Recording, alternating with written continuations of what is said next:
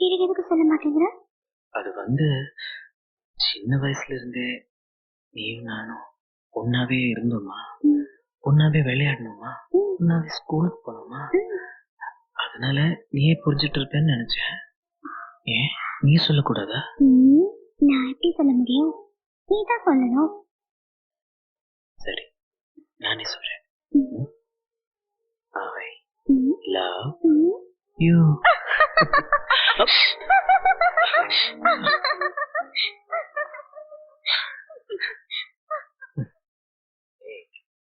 போயிட்டியா?